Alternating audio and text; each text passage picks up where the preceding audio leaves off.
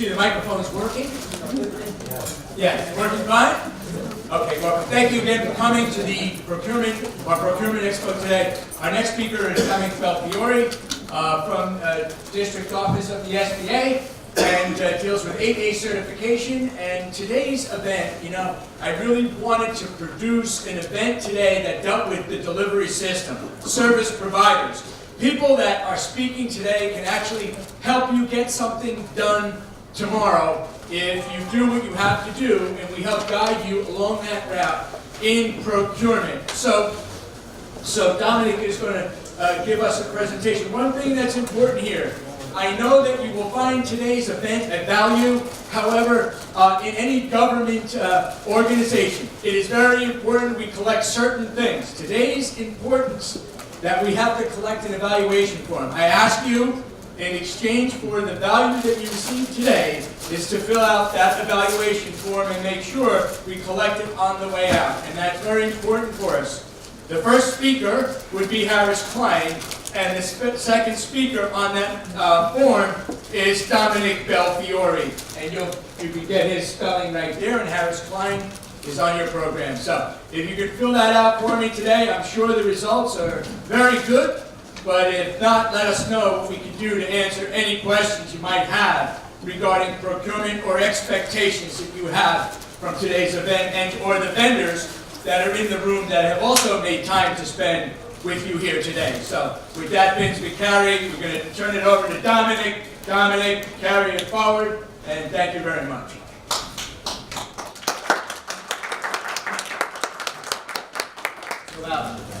Again, my name is Dominick Belfiore, the lead business opportunity specialist with the Small Business Administration, New Jersey District Office.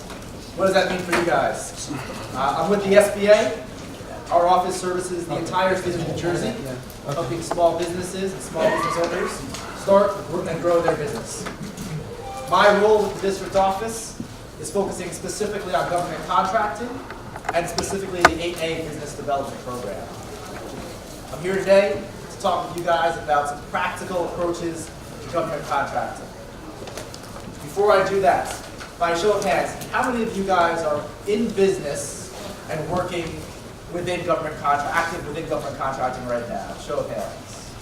Okay, a few of you guys. How many of you guys and girls? How many of you guys are in business in general and looking to get into government contracting? Show of hands. That is the majority of you guys.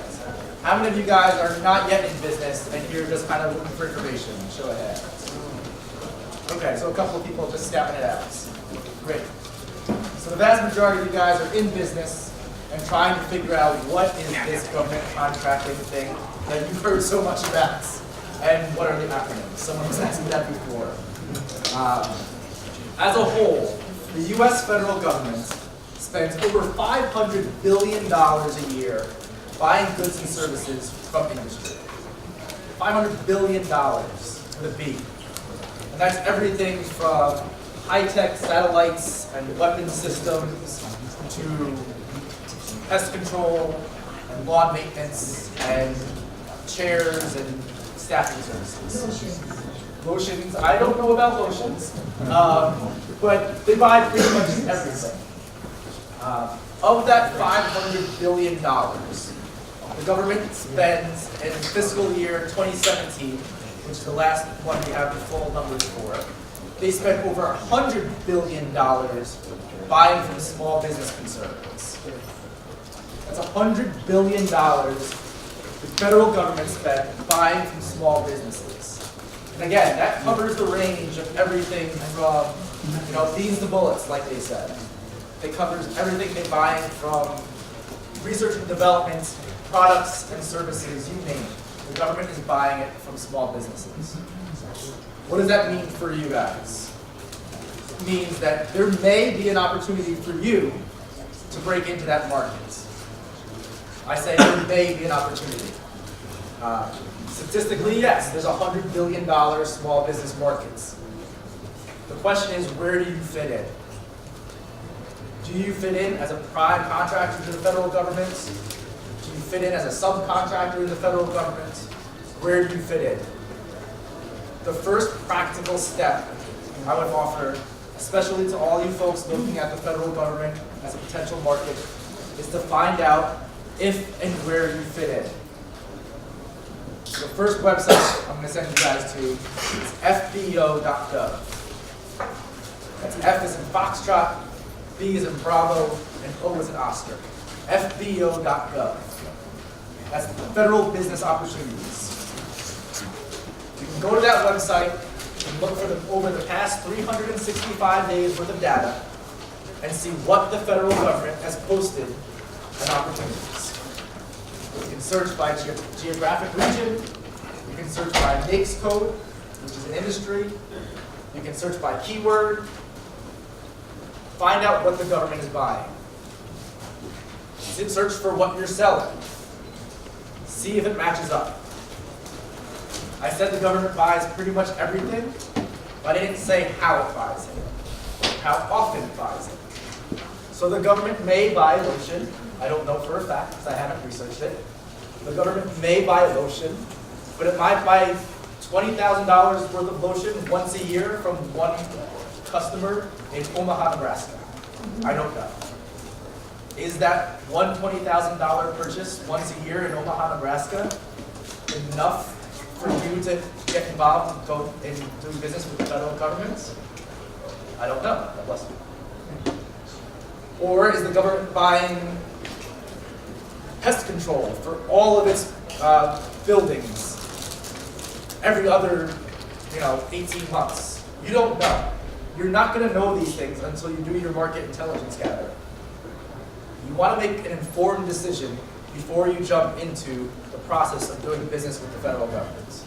So while yes, $500 billion is a phenomenal statistic that attracts tons of people to doing business with the federal government, and $100 billion in small business dollars is a huge pie to get a piece of.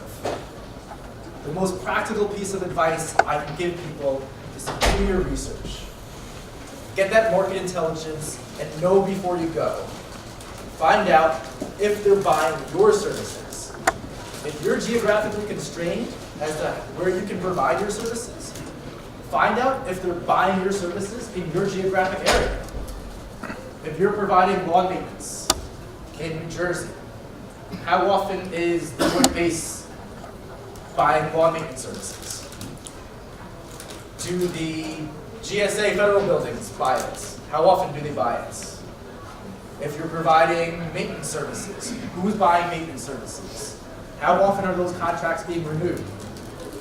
Are they getting contracts once every 5 years? Are they getting contracts every year? What do those contracts look like? You want to know before you go.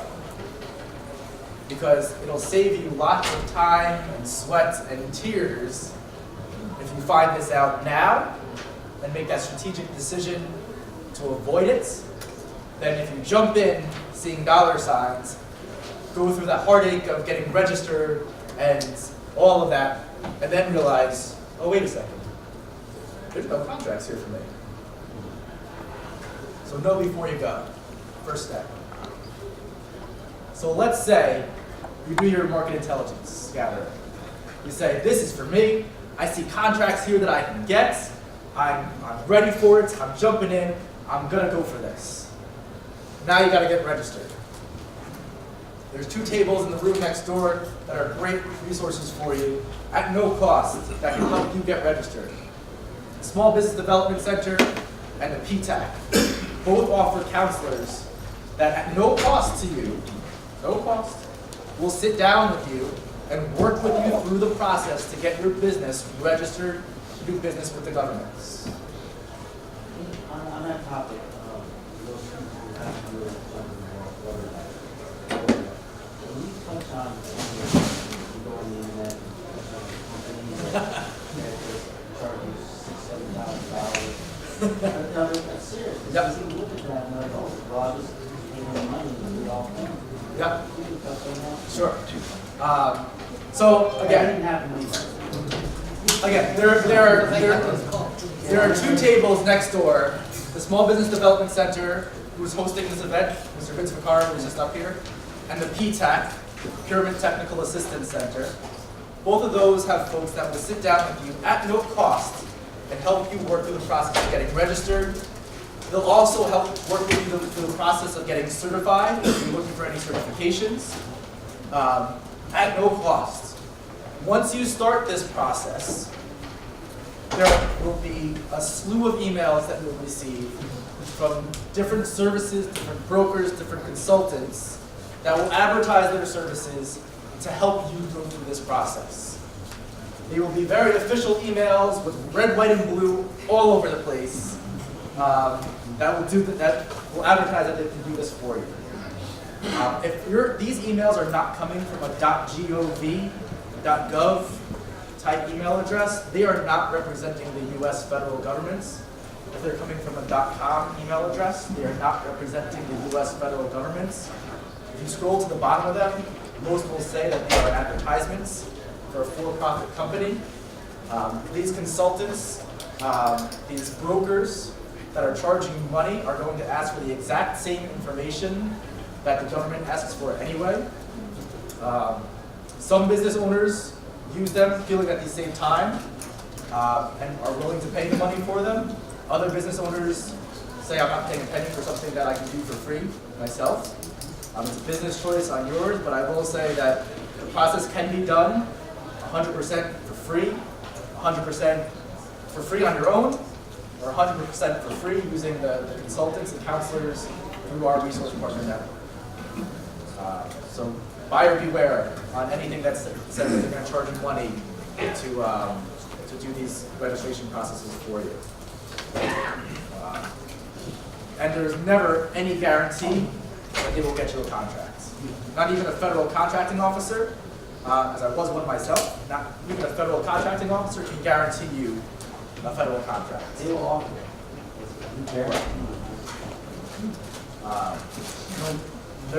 They'll offer other databases that they'll register you in that say, oh, this is where contracting officers look, and we market directly to them. None of that is Not anymore. but I want to make sure I'm making best use of our time here together. There'll be a longer Q&A session at the end of the day where we can address some of these more unsavory tactics that are used to attract small business owners. But I want to make sure we get through some practical steps that you guys can walk out of here today and implement if you're looking to see if this is the right market for you. And I don't want to forget the folks who are in business and are registered to do business with the government. I want to give you guys some tidbits to walk out here as well and maybe take that strategy to the next level as well. So for those of you guys getting started, you've done your market intelligence gathering, you find out the federal government is the right market for you, you're going to start to register to do business with the governments. SBDC and PTAC are great resources for that one-on-one, face-to-face hand-holding. They'll walk you through the process. If you want to do it on your own because you're working during the day and all the time you have is in the middle of the night sitting at your computer at home, I know that feeling. SBA.gov/contracting is a great resource. They've got how-to guides and step-by-step guides on how to get registered, on what the process looks like. And that's kind of a one-stop shop for you guys to walk through the process. It saves me from giving you a slew of convoluted government websites, and it gives you a one-point stop. SBA.gov/contracting. So a great wealth of resources right there. That will help you get registered. So now you're registered to do business with the federal government, because I've got a limited time frame, and we're going pretty fast on this. So now you're registered to do business with the federal government. You want to be competitive. What do you do? There's a couple of things we're going to do. We'll talk quickly about certifications. How can certifications get you more competitive? First thing, realize, I said, how can certifications get you more competitive? I did not say how can certifications get you contracts, because certifications cannot get you contracts. Certifications make you more competitive. Certifications, whether it be the 8A certification for socially and economically disadvantaged individuals, whether it be the women-owned small business certification, which is women-owned small business, whether it be the hub zone certification, which is based on geography, underutilized business areas, or whether it be the service disabled, veteran-owned small business certification. All of these certifications help make you more competitive.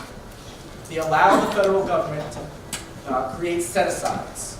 So competition is restricted to businesses who only hold that certification. So now, instead of picketing the arsenal, saying, we're going to compete this requirement amongst all the businesses out there, Boeing, Lockheed Martin, whoever, they say, we're only going to compete this contract among service-disabled, veteran-owned small businesses. Guess what? Now Boeing is out of competition, Lockheed Martin can't play, your general small business can't play either. It's only competitive among service-disabled small businesses. So now you, as a certified service-disabled small business, just got to limited pool competition. There's going to be another presentation later on to talk about the qualifications for that, so I don't want to deep dive too much into that. Suffice it to say, all of the certifications are based on 51% ownership and eligibility. Owned and controlled, rather. Ownership and control. We want to make sure that the owner, on paper, legally, is also the one controlling the business. So certification is a great way to become more competitive. And then, now that you're in this more competitive pool, you want to present your business and put that best foot forward. Whether you're certified or not, you always want to present your business based on its capabilities. As any contracting officer out there, one of their biggest pet peeve is when a business presents itself based on their capabilities, based on their certification first. Oh, I'm an 8A firm, go with me. Oh, I'm a service-disabled veteran, you gotta go with me because there's a 3% set aside for me. Oh, I'm a woman-owned small business, come hire me. One of the biggest pet peeves in contracting. You always want to lead with what you can do. Think about it this way. I said in the beginning, the federal government is the largest buyer of goods and services in the world. Everybody is knocking on their door. Everybody is trying to get a contract. What differentiates you from all the other people? What differentiates you from all the other service-disabled veterans? It's not your certification. It's what you do. So lead with that.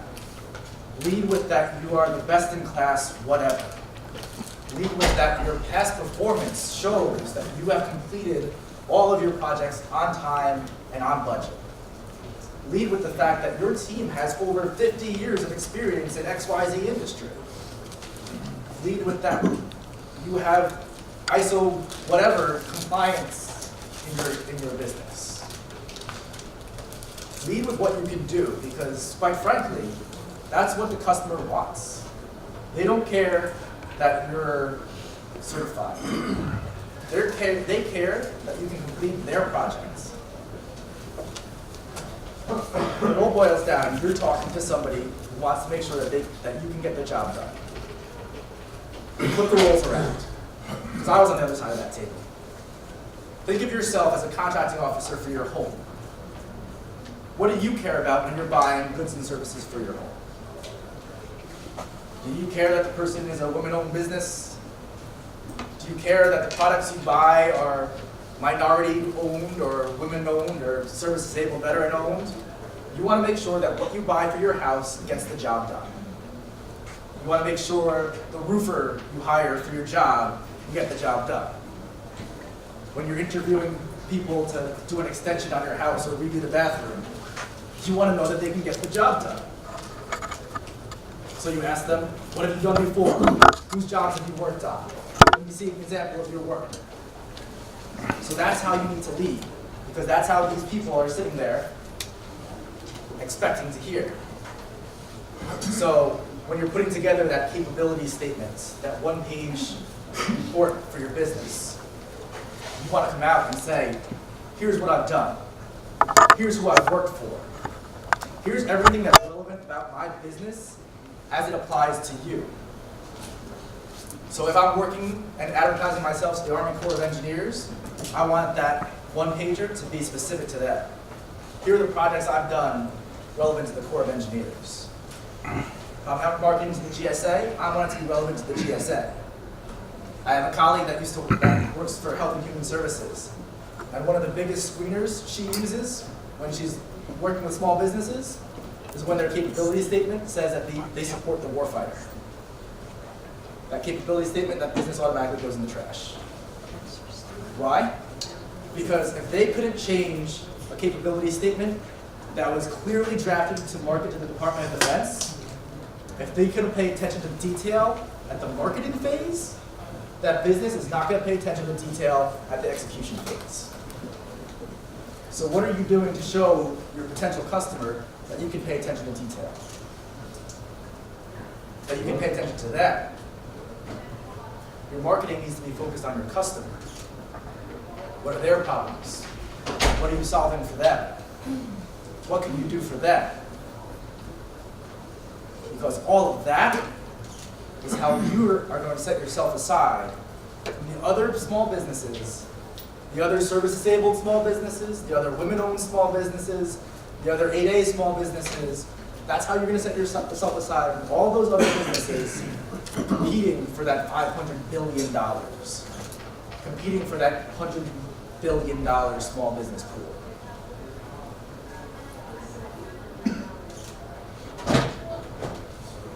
Thank you guys. Thank you very much for that, Dominick.